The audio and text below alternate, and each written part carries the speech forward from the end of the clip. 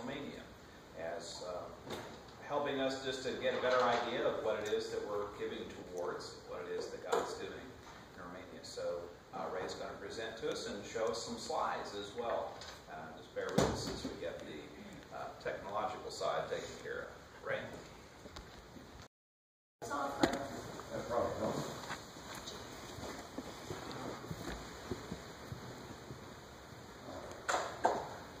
What I'm going to try to do first is start a slideshow, and I think I go right there. Yeah. This is a group called Smythe out of Akron. I sang with them a little bit. This is the last church that I was working on to build. It's in Perzoya. You can look at the inside of this building. We took 7 years to build that building. Because they don't have any money, so we go over there to help. And I hired them from the villages and they them to help work on it. It gives them a self-worth, a self-interest in the project. I think it turned out great. It's the only building in town with heat and electric light. And to the rear, there's 2 classrooms for the adults and for the children. This little church in the village up in the mountains, in the Carpathian Mountains, has 25 and 30 kids in Sunday school. Wow. There's Reuben. He was here last year. Most of you got to meet him. That's Cromwell Haskins, a preacher from Kentucky. There's Pastor John, the fellow I stay with. Well, we all do. That's another pastor. That's Victor, my dear friend. That's him again with his youngest daughter. His oldest daughter is married to Marius. My family knows who Marius is. I've had him here. And there we're enjoying some great food. That's a Romanian motorhome. Believe it or not, they still have covered wagons over there. Because of time, I'm not going to go beyond that picture right there because it's on another CD. But the work that we do over there is blessed with the people from Ohio, from our association, from where I used to go to church in Bellevue, their association. We wouldn't be able to get anything done if it wasn't for the help of the people in the local churches. The only funding that goes over there is what we take with us. And we've done some amazing things over there. For an example, one year I got a call.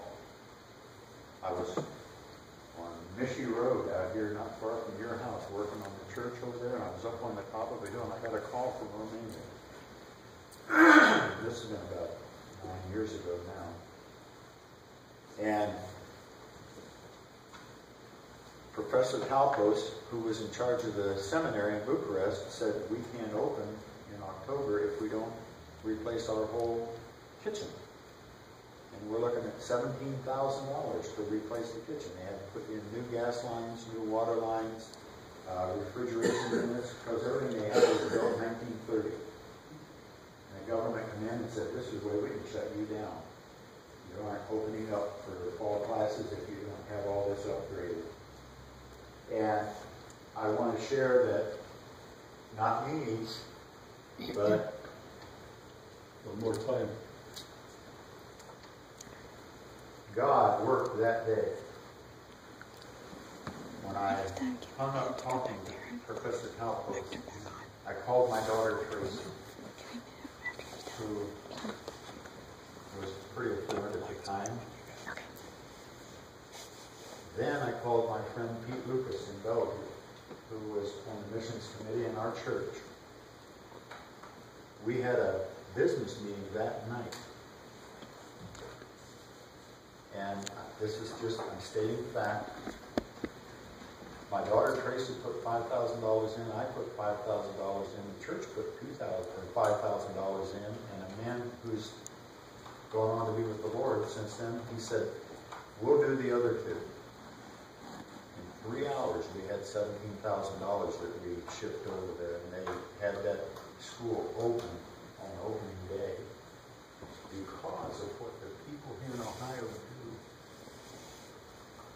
I go over there because of a former pastor of mine telling me that I needed to go over there. And I told him I didn't know anybody there. I didn't know anybody from there. I had no idea exactly where it was or any desire to go there. And he told me to pray about it. And I've been involved in building 4 churches, physically, hands-on, and monetarily. We have a project going now. We're finishing a church in Belkiana, and we hope to get that one finished this year.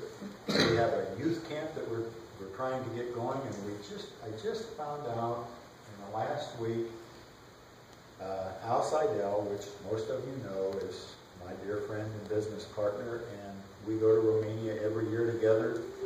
And he has a contact of a lawyer in Romania that's going to be able to get through the paperwork that it takes to do something over there. The first project I worked on took 4 years to get the paperwork done, and $4,000. That's how their government works, because it's still got the communist influence in it. Anyway, we've been after this piece of land now for almost 4 years, and have not been able to get the paperwork finished so that we can start our project. It's on a mountain with about a 50-mile view. That gives you an idea of where we're trying to build this youth camp. We have part of the land secured. The rest of it is snarled in paperwork. Well, this lawyer deals with that. And when we get over there, we're going to have him to help us. And hopefully get this youth camp started. Because the first few years I went over there, I dealt with people our age, and they were scared to death of Americans. They were scared to death of being free because they had been under communism for 48 years. When they found out that they could be free, they've started going to church. They've started accepting the Lord. Over there, if you were a Christian, you were one of them. And the communists really made it tough on Christians over there for 48 years. And that residual effect is still in there, but not like it used to be. But, again, because of time, I'm not going to go into that any farther, other than I thank you for whatever God has put on your heart to offer toward the Romania mission work. And our association, I'm very pleased that since Brother Cliff came in 2 years ago, we have actually got a project account set up for Romania. So that Alan moved to Florida, and that leaves Mike May and me here in Ohio to keep going out and doing what we do. That's why I bought this, and that's why I bought the projector, and I have CDs. I have pictures that I could show you for 2 hours of what it was like when I went over there and the first time in 2000, and what it's like. They still have horse-drawn vehicles out in the villages, especially because they don't have any money. That's what communism does for you. But, or socialism, whatever you want to call it. But they went from that to cell phones and the internet. You go in these villages and they pop you up. I went into one about 4 years ago, and a little guy about 9 years old was sitting there because his dad was kind of affluent. He had an iPad, and I asked Pastor Reuben that was here last minute. I said, "Can he get Google Earth on that?" He said, "Yeah." He sat there and took this 9-year-old, got Google Earth. I put my address in there, and Grandma's car was sitting in the driveway. So was yours. They went from the horse and wagon to computers and internet. They jumped everything in the middle. But that's just how they're absorbing the Western way of life. Where I go over there, I'm in the state of Moldova. The country of Moldova was part of Romania prior to World War II. And right on the other side of the country of Moldova, which would be going from here to Akron, is Putin. And he's pushing right toward them. And we've got to do some work to keep him pushed back. This country does.